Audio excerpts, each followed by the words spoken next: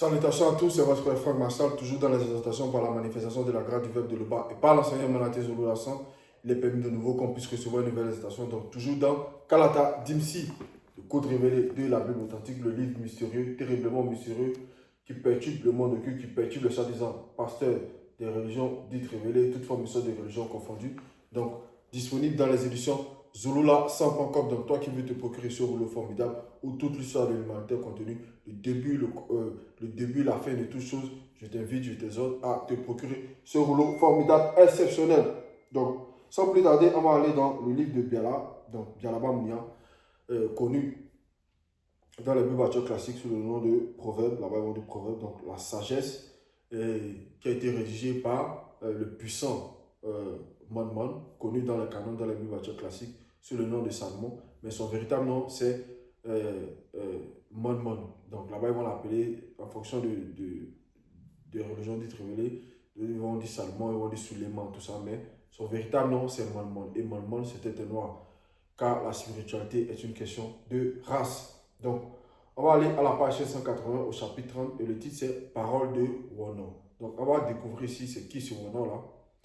Qu'est-ce qu'il a manifesté à son époque? Pourquoi on parle de Wono ici? Et qu'est-ce que ces paroles-là vont nous apporter pour nous qui suivons le message, pour nous qui écoutons le message, pour nous qui sommes dans la marche de la sanctification. Donc, au verset 1, moi, Wono, fils de Sangui, le sage connu. Donc, il se présente ici. Parce que dans les Bibles classiques, ils vont le nommer, ils vont changer son nom, sa couleur de peau, et ils vont l'appeler Agou, fils de Jacques. Mais son véritable nom ici, c'est Wono. Et Wono, comme j'ai dit, c'était un noir. Et cette histoire-là se déroulait dans l'Afrique ancestrale. Donc, il nous présente ici sa parenté ici, de qui il sort ici. Donc, il nous dit que son père, c'est Sangui. Donc, moi, Wono, fils de Sangui, le sage. Donc, il nous révèle déjà ici que son père était sage, était quelqu'un de sage. Et en plus, il était connu du verbe, connu du grand ordre des choses. On poursuit. Voici ma prière à l'Oba et mes réponses à mes deux compagnons, Bissor et Mina. Donc, il nous révèle ici, il nous apporte ici, donc sa prière consciente qu'il a eue et ses réponses qu'il a données à ses deux compagnons qui sont Bissor et Wono. Donc, comme j'ai dit, ça s'est déroulé dans l'Afrique ancestrale et nous savons comment ça se passait dans l'Afrique ancestrale, comment les patriarches dans les récits, leur initiation, comment ça se déroulait, comment ils vivaient, parce que c'était des gens qui craignaient l'Oba ici. Donc ici, comme je dis, il va prier l'Oba. Donc il ne va pas prier Yahvé, Adonai, Jéhovah, Elohim, ces faux dieux là qui viennent d'arriver maintenant. Non, à cette époque-là, tout le monde savait que c'était l'Oba. Toute la terre entière savait que c'était l'Oba qui était l'unique vrai et véritable créateur. Parce qu'il n'y avait pas maintenant le français qu'on parle là, d'autres vont dire Dieu, d'autres vont dire Yahvé, tout ça, ça n'existait pas. Il faut savoir que ce sont des choses qui viennent d'arriver. Donc c'était l'Oba qui était l'unique vrai et véritable, qui est l'unique vrai et véritable créateur. Donc il va prier l'Oba, il va pas réciter, parce que la prière, ce n'est pas la récitation, parce que d'autres vont venir dans les régions dites révélées. On va leur dire non, il faut prier comme ça. Ils vont réciter des prières comme des perroquets. Ils vont dire, je vous salue Marie, notre Père qui est aux cieux. Et pourtant, maman le dit, voici les cieux, rien ne peut le contenir en parlant du véritable créateur. Mais eux, ils ont voulu attribuer ça. Ce faux Jésus-là va venir dire non, que notre Père qui est aux cieux. Parce que lui-même, il n'existe pas, c'est une invention. Donc ici, la véritable prière, c'est la conversation. Ce n'est pas venir réciter les prières, ce n'est pas... Parce que d'autres aussi, dans d'autres religions dites révélées, on va leur dire qu'il faut prier 5 fois, ils vont réciter des prières aussi comme des perroquets, comme s'il y a une heure pour prier. Ici, Wono, il est conscient de son identité, il est conscient de qui il est, et il relate ici comment ça se passait ici. Donc, on poursuit. Moi, Wono, je vécu à l'époque du roi Mon. Donc, il nous révèle ici que lui, il a vécu à l'époque du roi Mon. Donc, il nous met dans le contexte de à quel moment cela s'est déroulé ici. Donc, c'était à l'époque du roi Mon, le puissant Mon. Donc, le roi qui était terriblement sage.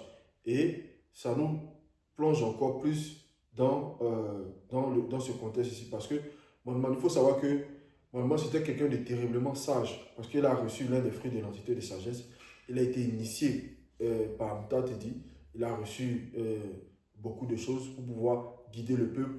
Et les paroles de sagesse qui émanaient de lui pendant qu'il était dans le visible à son époque, ça agissait aussi sur ceux qui l'écoutaient, sur le peuple, sur la population, sur ceux aussi qui craignaient le bas.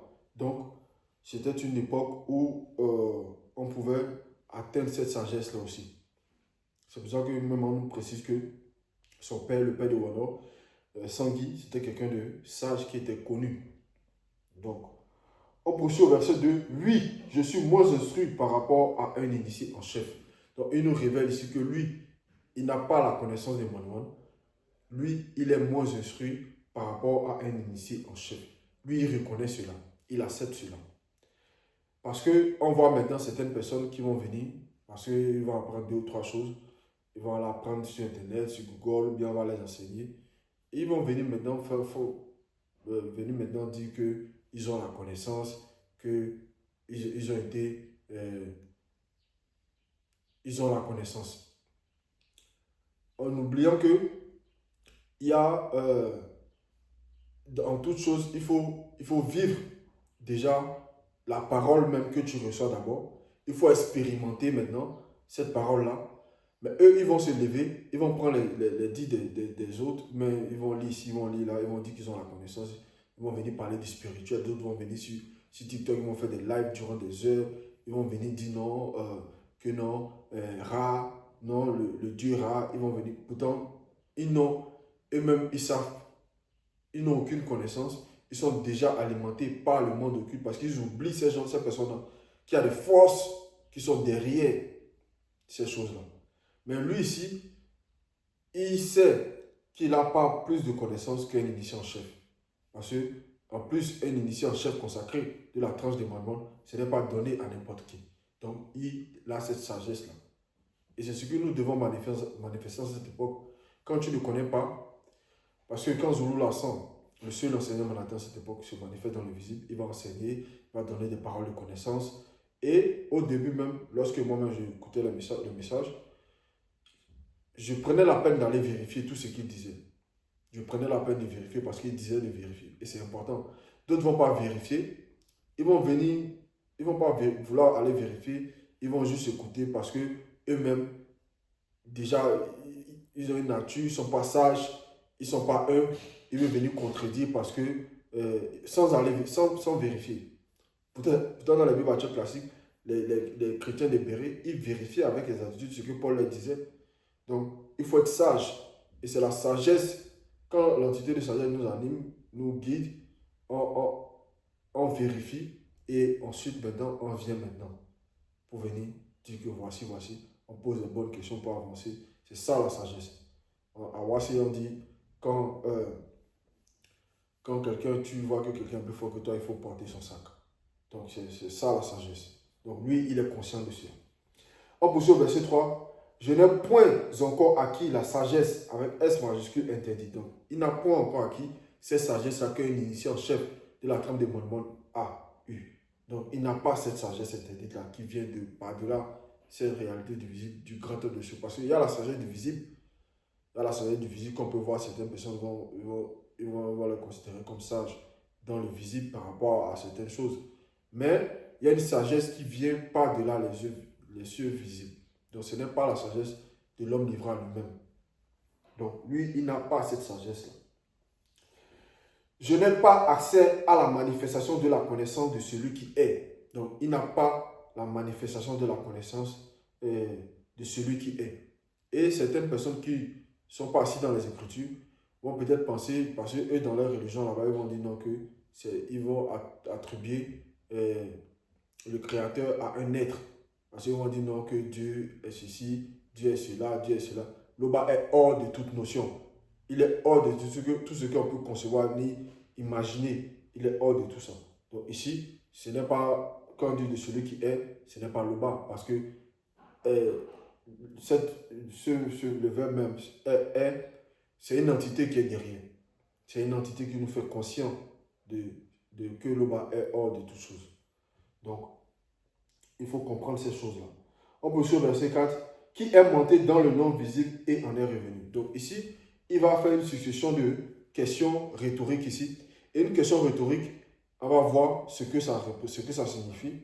Même quand on va dans les moteurs de recherche, on dit une question rhétorique ici est une question qui n'attend pas de réponse, car la réponse est évidente ou implicite pour l'interlocuteur et l'auditeur. Donc, ces compagnons ici, ils étaient conscients de ce que Wano ici, il est en train de dire ici. Donc cela, il dit, qui est monté dans le nom visible et en est revenu. Point d'interrogation. Qui a manifesté le vent par la manifestation de sa volonté. Donc qui a manifesté le vent. D'autres vont dire non, que c'est Dieu qui a manifesté le vent, que c'est Dieu qui a créé ceci. Verset 5, qui a enveloppé les eaux par la manifestation de sa puissance. Donc ici, il nous révèle en même temps des choses. Parce que certains peuvent voir de l'eau comme ça, mais on nous dit que cette eau-là, elle est enveloppée ici par la manifestation de sa puissance. Qui a établi les limites de la terre? Pose la question. On est toujours dans une succession de questions rhétoriques ici. Quel est son nom? Point d'interrogation. Quel est le nom de ces deux fils aînés? Parce que dans la Bible classique, dans Jean 3,16, ils vont nous dire, ils vont dire aux gens, donc les auteurs des Bibles classiques, ils vont venir faire croire aux gens parce qu'ils sont venus falsifier l'histoire du peuple noir, parce que les Bibles classiques, c'est l'histoire du peuple noir qui a été falsifiée, donc ils sont venus changer les noms, les lieux de naissance, ils ont tout modifié. Ils ont introduit des erreurs, des contradictions dedans. Sans cela ici, dans Jean 3,16, ils m'ont dit, car Dieu a tant aimé le monde qu'il a donné son Fils unique. Mais même dans la Bible classique, c'est faux. Parce que la notion de fils unique n'existe pas. Quand vous allez même dans Job 1,6, on nous dit oh les fils, oh les. Parce que certains vont venir qui n'ont pas de connaissance. C'est faux parce que là, ils vont venir répéter ce verset-là dans Jean 3,7. Car Dieu a tant aimé, car Dieu t'a. Pourtant, dans cette même Bible-là, dans Job 1,6, on nous dit les fils, oh les fils. Et dans Genèse également, Genèse 6,2, on nous dit les fils de Dieu, voyant que les filles des hommes étaient belles, prirent pour leurs femmes de toutes celles qu'ils choisirent. Donc vous pouvez aller vérifier cela. On nous parle des fils, que ce Dieu-là, il a plusieurs fils. Donc en quoi maintenant il vient dire donc, que Jésus c'est le fils unique? Ça c'est faux ça. Donc, quel est le nom de ces deux fils? Il y a deux fils manifestés hors de la non-existence. Donc le premier et le deuxième. Et le deuxième, c'est celui qui est là dans cette époque-ci divisée. Donc Zorolassan, le seul enseignant mandataire à cette époque. Dis-le-moi si tu le sais. Verset 6. Toutes les promesses du veuve de Loba sont dignes de confiance. Point. Oui, parce que toutes les promesses du veuve de Loba sont dignes de confiance. On peut parcourir les Écritures. Il y a eu des prophéties par rapport à certaines femmes même. Il y a eu des prophéties par rapport à certains matriarches qui voulaient enfanter, qui n'arrivaient pas à enfanter parce que ce n'était pas encore le temps, même qu'on voit pour Agar, la femme d'Abraham dans la Bible classique. Son vrai nom c'est Kinya. Et elle a eu une promesse. Elle a eu une promesse qu'elle allait avoir un enfant malgré qu'elle était à un âge avancé. Donc, toutes les promesses du verbe de Loba sont dignes de confiance. Et ça s'est manifesté. Elle a eu un enfant, malgré qu'elle avait un âge avancé. Donc, on peut parcourir, on va voir que le verbe de Loba, toutes les promesses du verbe de Loba sont dignes de confiance. Ce n'est pas comme Yahvé qui va dire dans la Bible classique qu'il va dire une chose et il ne va pas le faire. Même quand on voit par rapport dans Sodome et Gomorrhe, il dit, où il a dit que, bref. Donc, on poursuit. Son verbe est un bouclier pour qui lui demande protection. Donc, on nous révèle que le verbe de Loba, il a plusieurs facettes. On nous révèle que le verbe de Loba est un bouclier. C'est un bouclier pour qui lui demande protection. Donc, si dans la prière, dans la conversation consciente, on demande la protection, le verbe de l'Oba nous accorde cette protection aussi. Parce que c'est un bouclier. Et le bouclier, ce n'est pas comme le bouclier des Romains qui vont attraper comme ça, non. Si le bouclier ici, même on voit cela dans le livre des Sombres, par rapport aux âmes spirituelles des initiés, le bouclier, ça te couvre, ce bouclier ici. Donc c'est spirituel ici, ce n'est pas charnel. On poursuit. N'ajoute rien à ces paroles, sinon Mouta te dit te réprimandera et tu seras traité de menteur. Donc c'est ce que ils ont fait dans la Bible classique. Ils sont venus modifier, ajouter beaucoup de choses. Jérémie 8:8, c'est bien en vain qui se sont mis à l'œuvre. C'est bien en vain qui sont venus falsifier, on va dire comme ça, ces récits-là, parce que la vérité, elle est restaurée en cette époque. Elle est restaurée en cette époque dans ce rouleau formidable, dans Bible, dans tous ces rouleaux que on reçoit en cette époque par la manifestation de la grâce du verbe de loi, par le deuxième, par celui qui a assisté à tout. Donc, on poursuit. Donc, on nous dit que si on ajoute quelque chose, on sera réprimandé et traité de menteur. Donc, on ne doit rien ajouter ici. C'est pour cela, on voit même que tous ceux qui sont dans les religions dites révélées, ils font que mentir parce qu'ils sont venus, d'autres ils vont mentir, ils vont ajouter eux-mêmes leurs propres pensées, les démons vont les inspirer, ils vont dire non, des choses même qui ne sont même pas écrites dans leur propre Bible, ils vont dire que eux, ils sont cela, mais ils font ceci, ils font tel miracle, ils font telle chose. Pourtant, nous savons que ben, déloge les esprits dans le corps des gens qui sont possédés. Pourtant, nous savons que si tu n'es pas assis dans les Écritures, si tu n'es pas assis dans le verbe de l'eau ne t'alimente pas, tu ne peux pas délivrer quelqu'un. Tu ne peux pas délivrer quelqu'un parce que toi-même, tu es déjà sous la coupe des démons religieux de haut rang. Donc, comment les démons, si ce n'est que par peut-être la malice des démons, pour pouvoir garder les gens toujours dans le faux, parce que les démons, ils ont l'art de manipuler les gens. Donc, ils vont faire des faux miracles comme ça, les gens vont penser que mais ils ne font aucun miracle même. Parce qu'eux tous sont dans le mensonge.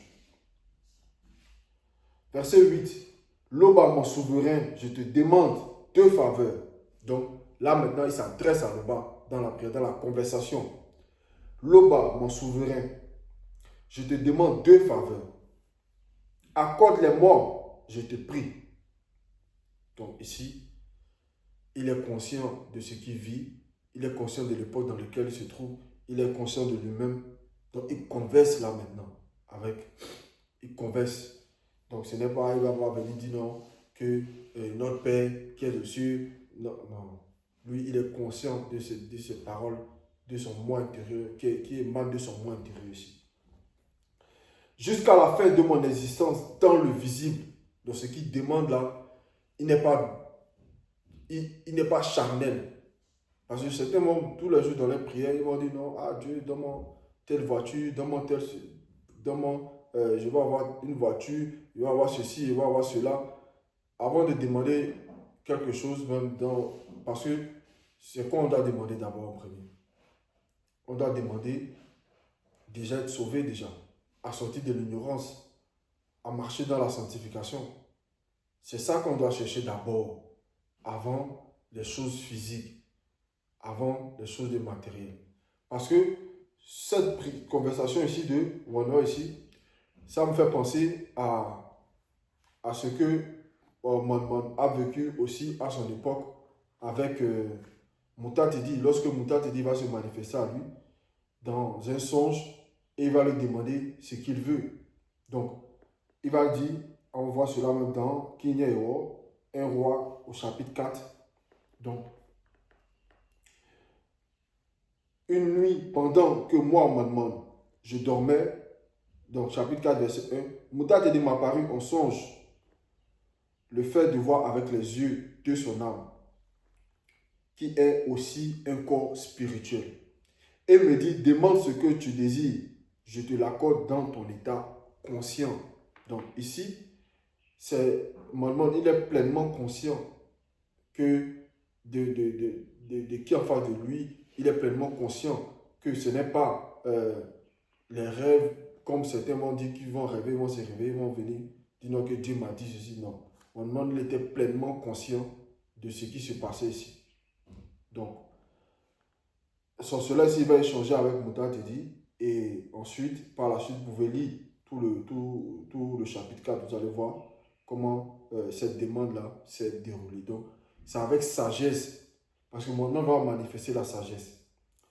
On voit cela au verset 10, où Moutarde va lui dire, puisque tu demandes pour toi de l'intelligence afin d'être attentif à l'équité, j'agirai selon ta parole. Parce que mon n'a pas demandé ici à Moutarde qui veut planer dans l'air, qui veut l'argent. Bref, il ne va pas demander les choses charnelles. Il va demander les choses qui sont importantes pour la vie spirituelle. Donc c'est ça qui est important ici. Pour bien guider le peuple. Sur cela ici, on a aussi, lui aussi, il adresse cette prière-là là-bas. Le bas, mon souverain, je te demande deux faveurs. Accorde-les-moi, je te prie, jusqu'à la fin de mon existence dans le visible. Verset 9.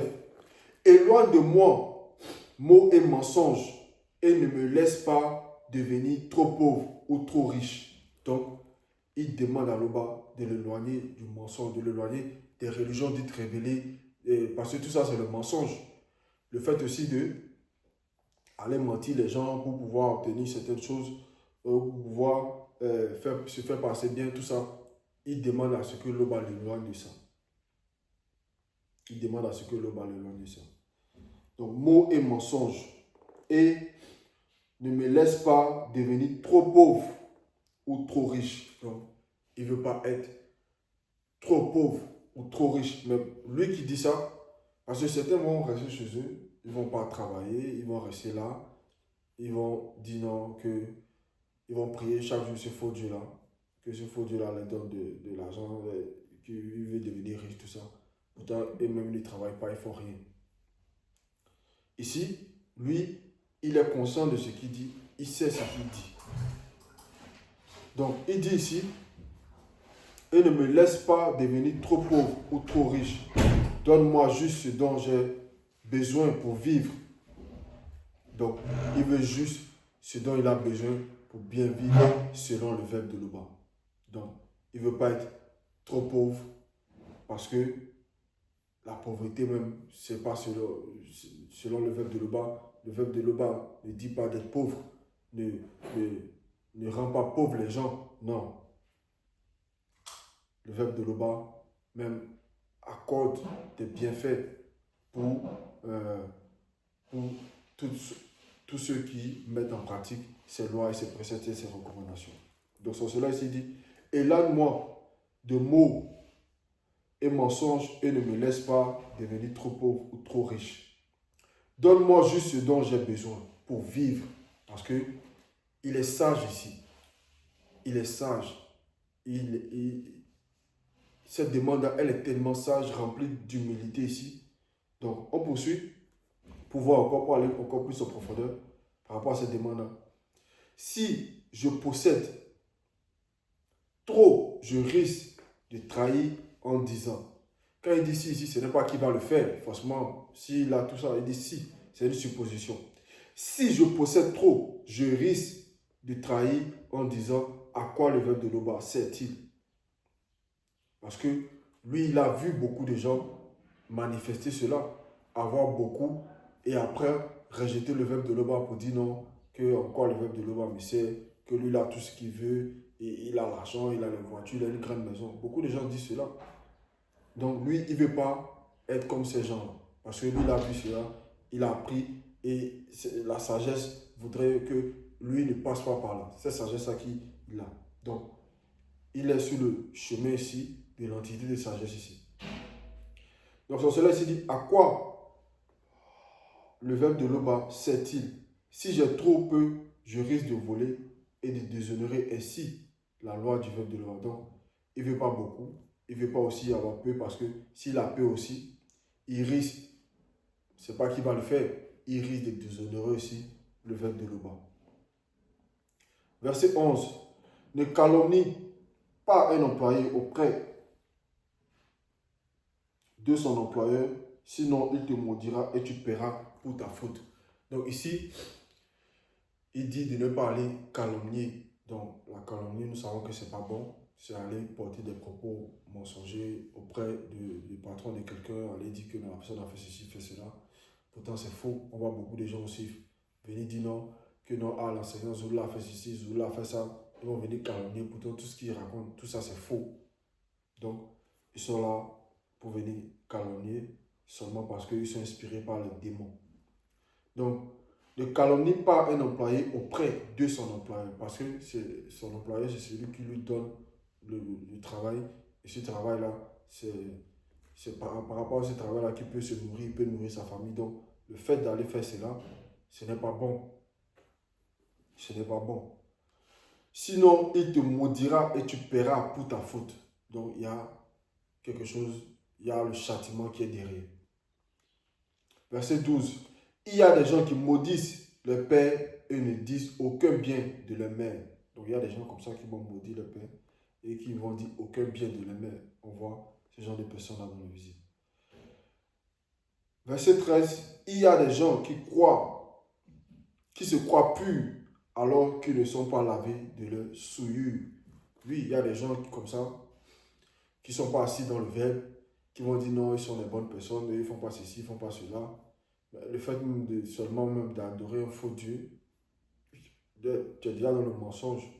Donc, tu n'es pas une bonne personne. C'est le verbe de Loba qui rend bon ou bonne toute personne. Donc, de toi-même, tu ne peux pas dire que tu es une bonne personne. Ça, c'est manifester l'orgueil.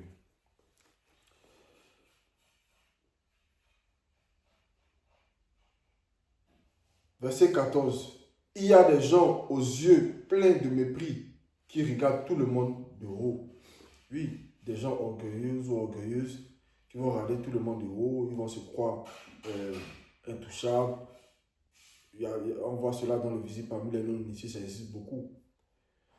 Donc, ça peut être des présidents, ils vont mépriser le peuple, ils vont être orgueilleux, ils vont pas vouloir être attentifs par rapport à certaines choses dans le pays. On voit ça un peu partout en Afrique, à Ouassé, et même aussi même au dehors de Ouassé. Donc ces personnes-là sont orgueilleuses et elles se croient au-dessus de tout le monde. Elles vont regarder les gens avec mépris, avec dédain, tout ça. Et lui, il ne veut pas manifester cela. Verset 15. Il y a des gens qui sont possédés, en parenthèse, par des démons vampires. Ils sont prêts à retrancher les malheureux de la terre, les pauvres du milieu des hommes. Donc, des gens comme ça, qui sont comme des vampires, on sait comment les vampires, dans les films, se comportent. Donc, ici, c'est spirituellement ici. Donc, les démons vampires qui vont alimenter ces gens-là. Et ils vont aussi dans le visible aussi, dans le physique aussi, agir, avoir ce genre de comportement aussi dans le physique. Donc, ici, on nous révèle toutes ces choses-là pour nous montrer qu'on ne doit pas manifester cela. On doit être sage, on doit mettre en pratique les lois, les préceptes, les recommandations du verbe de Loba. Donc, c'était le message. Loba se glorifie toujours, car il ne peut en être autrement.